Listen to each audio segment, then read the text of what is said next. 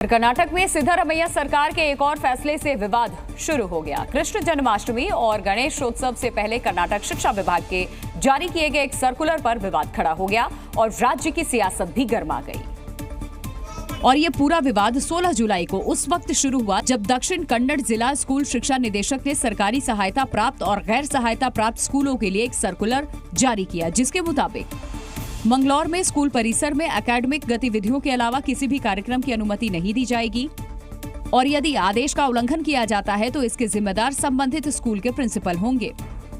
इसके साथ ही ये भी कहा गया है कि शिक्षा विभाग के पास मंजूरी के लिए कोई प्रस्ताव भी न भेजा जाए। शिक्षा विभाग के आदेश के बाद स्कूल प्रबंधन बोर्ड ने गणेश और श्री कृष्ण जन्माष्टमी समारोह की अनुमति देने से इनकार कर दिया।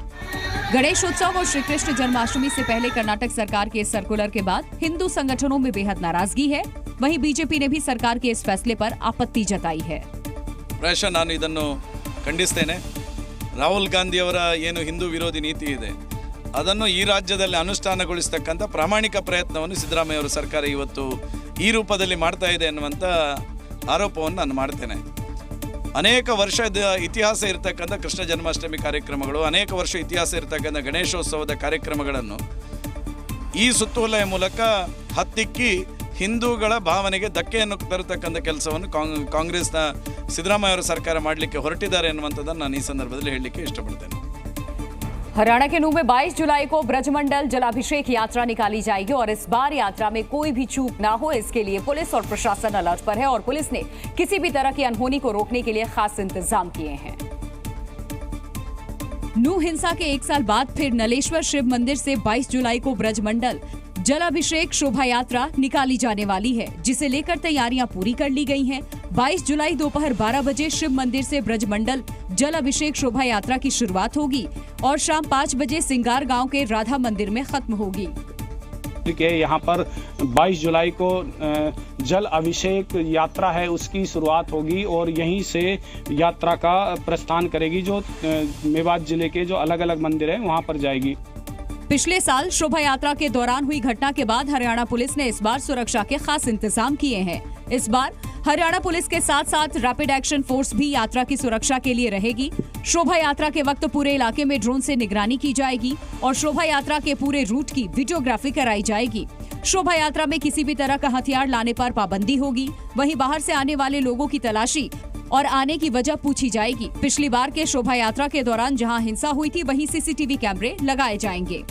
वहीं शोभा यात्रा के दौरान किसी भी तरह की भड़काऊ बयानबाजी को रोकने के लिए पुलिस की कई टीमें सोशल मीडिया पर भी निगरानी कर रही हैं। हमारा जो सोशल मीडिया मॉनिटरिंग सेल है वो पूरी मुस्तैदी से लगा हुआ है। हम इस तरीके के जो भी कोई लोग अगर पोस्ट डाल रहे हैं, कोई वीडियो ऑडियो कोई भी ऐसी चीज़ डाल रहे हैं जिससे सांप्रदायिक वातावरण खराब होने की आशंका है, तो हम उस पर अपनी नज़र बनाए हुए हैं। और असम के मुख्यमंत्री हिमंता बिस्वा शर्मा ने मुसलमानों की आबादी पर एक बार फिर बड़ा दावा किया। हिमंता ने कहा कि 2041 तक असम की जनसंख्या में मुसलमान बहुसंख्यक हो जाएंगे